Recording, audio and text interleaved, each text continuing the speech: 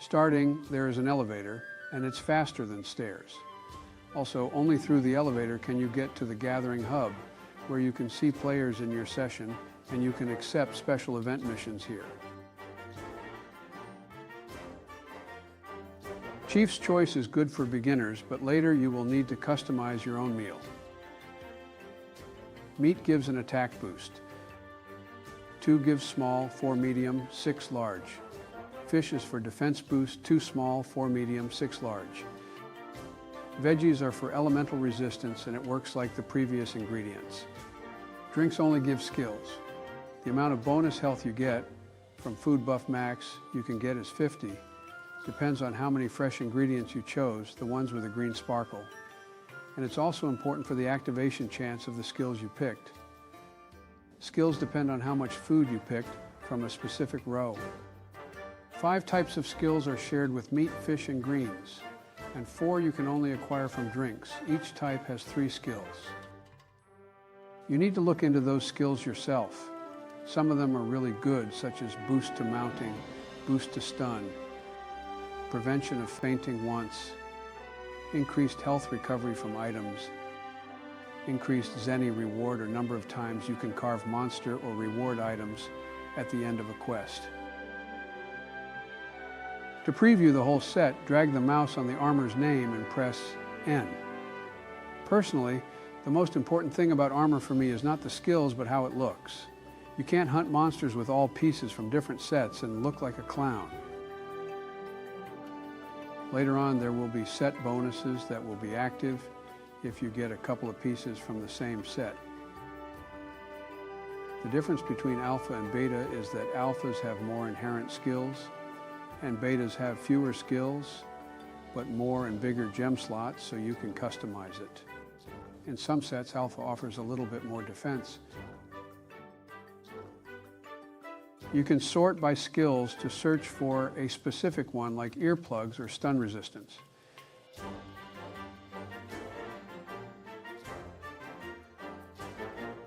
If an element on a weapon is gray, it means you need the free element skill, which comes in 3 levels, appropriately giving 33%, 66%, and 100% of that element. To know which element is strong for a monster, use Hunter's Notes. For example, Jagas is weak to fire but negates water. It also shows you which part can be broken, the best hitting spot for slashing, blunt, and piercing, and rewards you can get for destroying a specific part and their rarity. Stars in brackets mean that the monster has phases where its resistance changes, for example, Geratidus when it is covered in mud. Every time after getting a higher level on a monster, you need to talk with this guy so he can update your journal. Also, talk with everybody that has an exclamation mark. Some of them have a special quest for you that will upgrade something like more space in the Botanical Research Center, new mantles, and ingredients for meals. Quests given by NPCs will have a speech bubble next to them.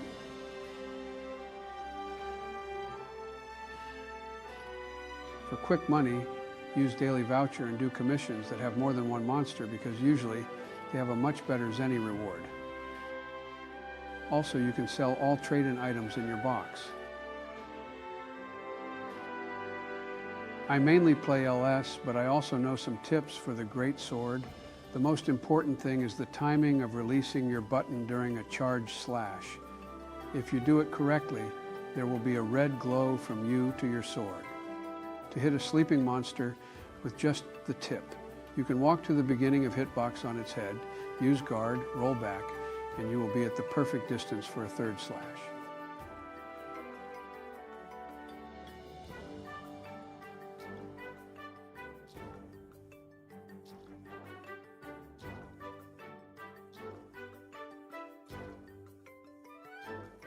You can skip the first charge slash by rolling to tackle, and then you will start with the second charge.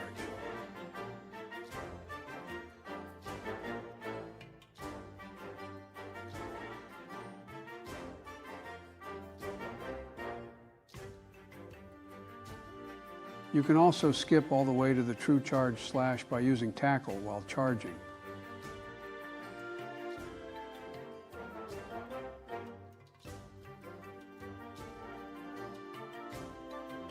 Tackle is great if you are in the middle of a charge and don't want to dodge an incoming attack. There is also a chance that you will stun a monster. In Iceborne, they added a new combo that allows a super fast skip to the true charge. Normal attack, then slinger burst to the third charge slash. The clutch claw allows you to soften a monster's body part, which will result in dealing more damage to that part.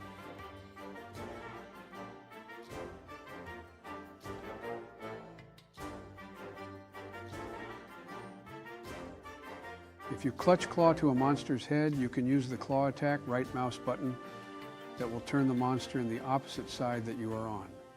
If it is facing a wall and you have slingshot ammo, use flint shot corporal. It will fire all your ammo and send the monster flying in the direction it was facing. This move can only be employed when the monster is not enraged, as indicated by a yellow or red icon. Also, you can't spin the monster more than 3 times, as this will immediately trigger a rage state. Item buffs. Firstly, there are 4 items that work simply by having them in your inventory. Power Charm, boosts raw, physical, attack power by 6. The effect depends on the weapon you carry, as different weapons have different modifiers. Armor Charm, boosts defense by 12. Power Talon, increases attack power by 9. Armor Talon, increases defense by 30. Now let's move on to consumables. Might Pill, increases attack power by 25, but only for 20 seconds. It's particularly useful for that crucial strike on a sleeping monster. Mega Demon Drug, increases attack power by 7 and lasts until quest completion or death. Demon Drug, increases attack power by 5 and also lasts for the entire hunt. Might Seed, boosts attack power by 10 and lasts for 3 minutes. You can't use Mega Demon Drug and Demon Drug simultaneously, and the same applies to Might Pill and Might Seed. However, you can use Might Pill with Demon Powder, which functions similarly to Might Seed. Defense. Adamant Seed, increases defense by 20 for 3 minutes. Armor Skin, increases defense by 15 and lasts for 1 quest or until the first death. Mega Armor Skin, increases defense by 25, also lasts for a quest or to first death. Adamant Pill, increases defense by 30% for 20 seconds. Combining these items works similarly to combining attack power items. If you always want to have your stamina and health bars on the screen, it is an option in the game settings. Also, change your camera distance in the camera settings to far option. In crafting list, there is option to auto craft some items if you pick up components.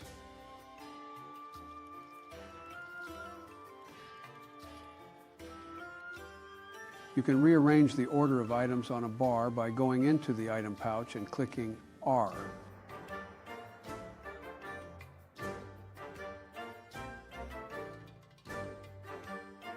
Always at the start of the mission, take free items from a box. Except for an empty file, it's for bow users. You can travel by bird by standing under it and shooting it with a slingshot. Then you will get the option to hook onto it. You can't steer, but if you ping a map location where you'd like to go, it usually flies somewhere nearby. With a capture net, you can pick up practically all small animals, even ants in the desert.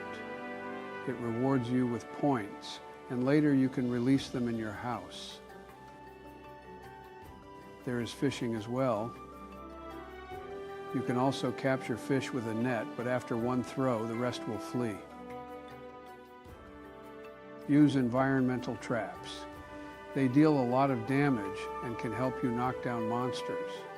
On all maps, you have wedge beetles that you can grab onto for fast movement or perform mounting attacks.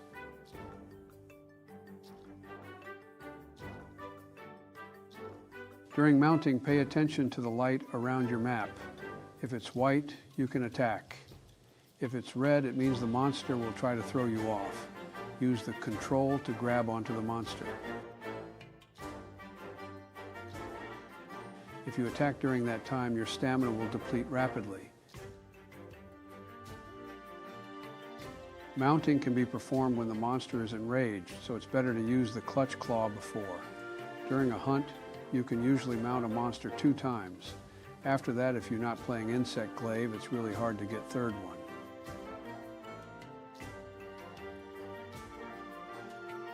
If you have some levels in a specific monster, you can see on the map when it's near death by the appearance of a skull icon.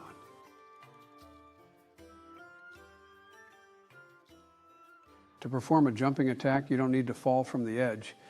If on a wall there are some protrusions like mushrooms, you can wall run for a little bit. Here are a couple more things you can activate by shooting with a slingshot.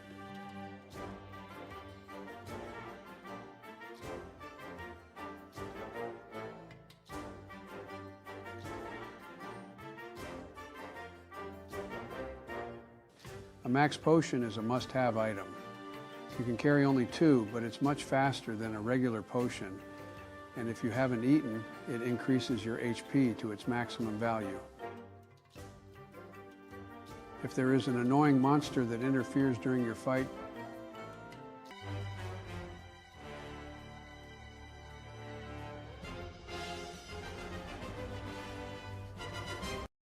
you can use a dung pod to make it leave.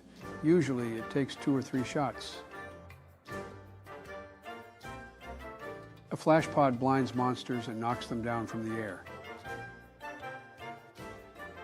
Use mega barrel bombs to deal huge damage when the monster is asleep.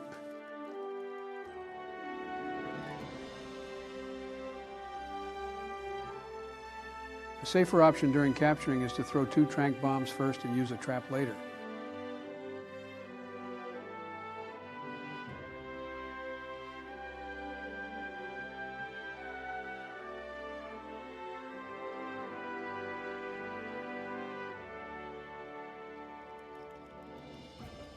Oh God, it's so good. So good. So good and tasty.